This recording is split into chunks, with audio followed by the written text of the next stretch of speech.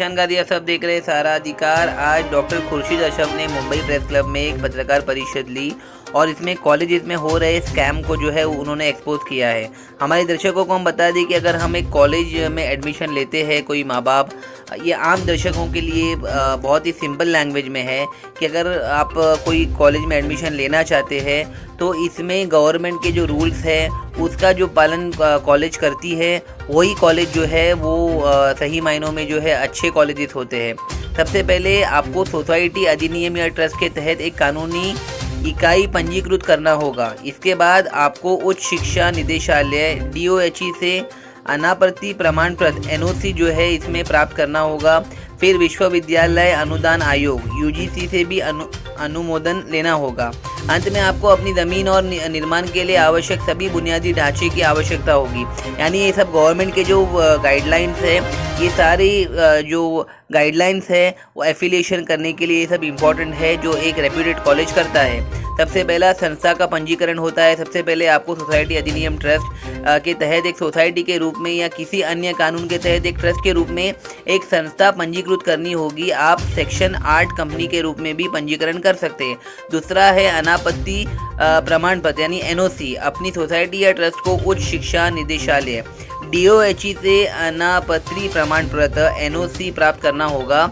Third point है संस्थान की योजना और स्थान का नयन। NOC प्राप्त करने के बाद आपके कॉलेज के लिए उपयुक्त भूमि और स्थान की तलाश शुरू कर सकते हैं। और रेप्यूटेड कॉलेजेस जो है वो NOC भी हासिल करते हैं। UGC और AICTE से अनुमोदन। कॉलेज के लिए विश्वविद्यालय अनुदान आयोग UGC से अनुमोदन प्राप्त करना सबसे महत्वपूर्ण चरणों में से एक होता है।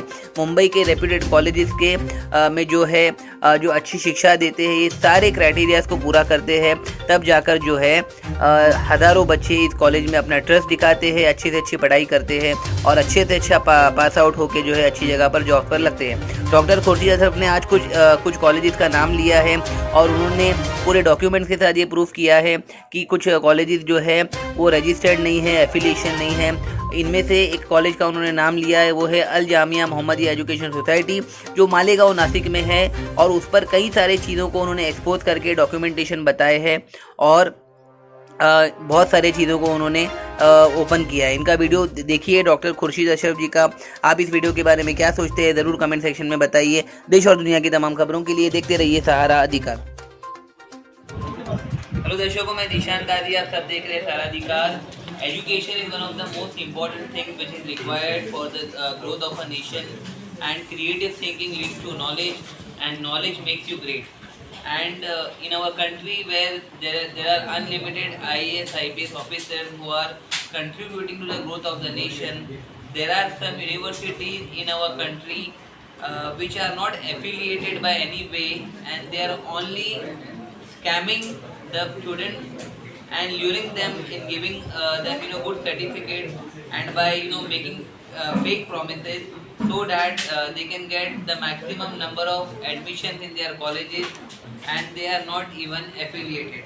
आज हमारे साथ खुर्शीद अशरफ जी है जो अल कायरो यूनिवर्सिटी से PhD डिग्री होल्डर है और ऐसे 3 कॉलेज का स्कैम इन्होंने एक्सपोज किया है। स्कैम यानी गफला, फ्रॉड। हमारे व्यूअर्स के लिए मैं बताना चाहूँगा, फ्रॉड को एक्सपोज किया है उन कॉलेजेस का जो इस समय महाराष्ट्र में चल रहा है और बेंगलोर में भी जो फ्रॉड है हो चुका है। सबसे पहले हम आपको बता दें कि कॉलेज संबद्धता यानी कॉलेज एफिलिएशन, जब हम बोलते हैं कि कॉलेज एफिलिएटेड है या नहीं है, माँ बाप जो है अपने बच्चों के एडमिशन को जो है ये चेक करते हैं कि कॉलेज का एफिलिएशन क्या है और उनके बच्चों ने जो स्टडी वहाँ पर किया है वो लोग कहाँ से कहाँ पहुँचते हैं। हमारे दर्शकों को शॉर्ट में मैं बता दूँ कि कॉलेज एफिलिएशन महत्वपूर्ण है क्योंकि यह कॉलेज को विश्वविद्यालय से जोड़कर छात्रों की डिग्रियों को आधारित मान्यता देता है, गुणवत्ता आश्वासन और वैधता प्रदान करता है। यानी जो डिग्री है अगर ये कॉलेज एफिलिएटेड होता है तो उसके मायने होते हैं और ये बोर्ड ऑफ इंस्टीट्यूशन से जो है उसे एफिलिएशन लेना बहुत ज़रूरी है। इसका मतलब है कि कॉलेज की मान्यता सही है और उसका जो एजुकेशन स्ट्रक्चर है, जो सिलेबस है वो बिल्कुल सही है। लेकिन यहाँ पर कुछ ऐसे कॉलेजेस हैं इनके एफिलिएशन का कोई पता ही नहीं है और यहाँ पर स्टूडेंट्स के एडमिशन यहाँ पर किया जा रहा है और 3-3 साल उनका वेस्ट किया जा रहा है। सर वेलकम टू सारा अधिकार न्यूज़ चैनल। सीधा सवाल है आपसे कि जामिया मोहम्मदिया एजुकेशन सोसाइटी मुंबई और अल जामिया मोहम्मदिया एजुकेशन सोसाइटी मुंबई के बारे में आपने कहा कि इसमें सिर्फ एक ही कॉलेज जो है वो रजिस्टर्ड है, एक ही सोसाइटी रजिस्टर्ड है। बीए के नाम पर 3-3 साल बच्चों को एडमिशन किया जाता है, पैसे लिए जाते हैं, बाकी की तो रजिस्टर्ड नहीं है। ये सारा प्रकरण क्या है, आपको कैसे पता चला, लोगों को इससे कैसे बचना चाहिए, हमारे व्यूअर्स को बताइए। पहली बात यह है कि ये जो जामिया मोहम्मदिया एजुकेशन सोसाइटी के नाम से आमतौर से जितने भी डॉक्यूमेंट्स हैं उसमें हम देखते हैं कि जामिया मोहम्मदिया जो मालेगांव नासिक में चल रहा है उसमें ज़्यादातर डॉक्यूमेंट्स में जामिया मोहम्मदिया एजुकेशन सोसाइटी या जामिया मोहम्मदिया मंसूरा लिखा हुआ है। जब हमने पता लगाया चैरिटी कमीशन में तो पता चला कि जो यहाँ पे सोसाइटी रजिस्टर्ड है वो the Al Jamia Mohammadia education society और बाकायदा हमको आरटीआई के ज़रिए बताया गया कि Jamia Mohammadia education society registered नहीं है, द अल जामिया मोहम्मदिया सिर्फ रजिस्टर्ड है। फिर भी हम देख ये रहे हैं कि वहाँ college of Arabic language and Islamic studies है जो 2017 से रन कर रहा है under Jamia Mohammadia education society. Registered है अल जामिया वाला, उसके प्रीमाइस में का ये दूसरा कॉलेज भी है जो रजिस्टर्ड नहीं है, जो मालेगांव का बता रहे हो, मुंबई का बता रहे हो। उसका एड्रेस हमारे व्यूअर्स को बताइए कि मुंबई में कहाँ पर ये कॉलेज है और जो एक रजिस्टर्ड है और जिस रजिस्ट्रेशन के नाम पर दूसरे कॉलेजेस को जो है वो विदाउट एप्लीकेशन जो है लोगों को घुमाया जा रहा है, उसके बारे में हमारे व्यूअर्स को बताइए। जो सोसाइटी है वो बाइकल्ला मुंबई के नाम पे रजिस्टर्ड है, लेकिन जो कॉलेज है वो मालेगांव के नाम पे है, चल रहा मालेगांव में चल रहा है।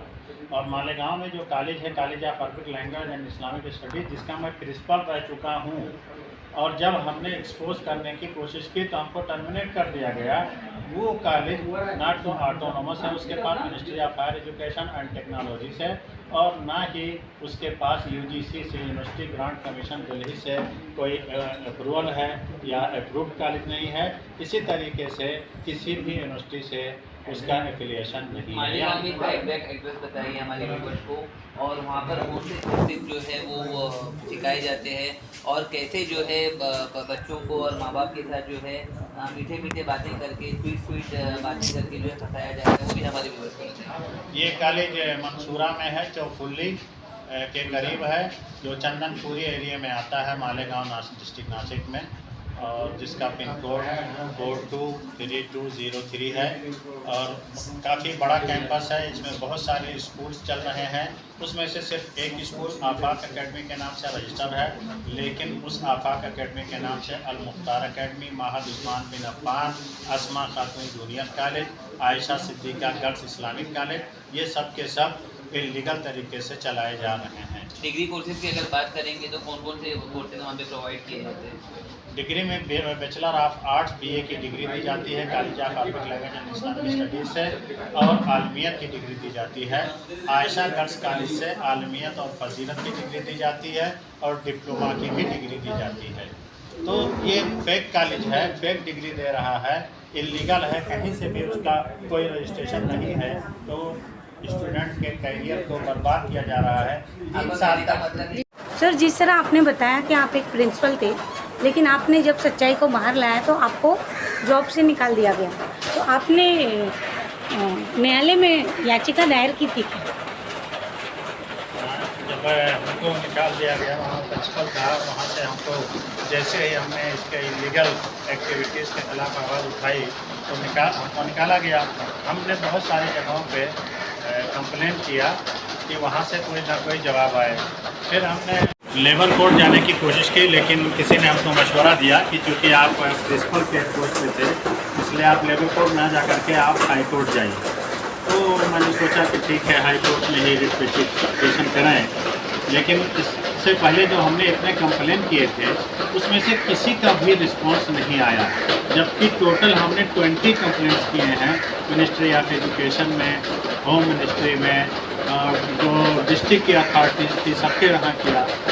तो मुझे आज प्रेस कॉन्फ्रेंस करनी पड़ी कि भाई मामला तो बहुत ही गंभीर है, लेकिन इसको सीरियसली नहीं लिया जा रहा है। और बहुत बड़ा फ्रॉड है ये, स्टूडेंट के कैरियर से खेला जा रहा है। और इतने आपने लिस्ट ऑफ कंप्लेंट कहाँ दी है गवर्नमेंट के बारे में आपने दिया है?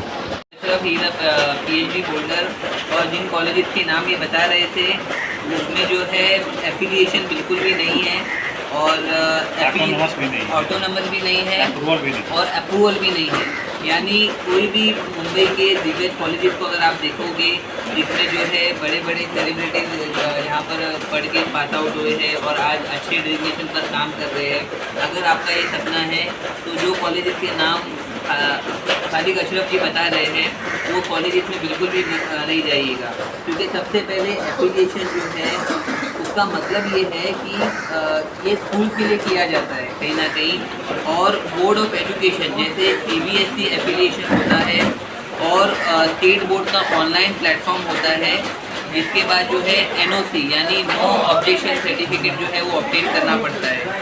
और इसमें स्कूल का बैकग्राउंड, स्कूल का सिलेबस और उसकी बिल्डिंग वगैरह ठीक है या नहीं है, ये सारी चीज़ों को चेक किया जाता है और उसके बाद में कॉलेज का स्टैंडर्ड जो है वो सेट होता है। तो ये सब चीज़ों को ध्यान में रखते हुए ही अपने बच्चों को किसी स्कूल में या कॉलेज में एडमिशन करवाए और ऐसे फेक कॉलेज के चक्कर में ना पड़े। देश और दुनिया की तमाम खबरों के लिए देखते रहिए सहारा।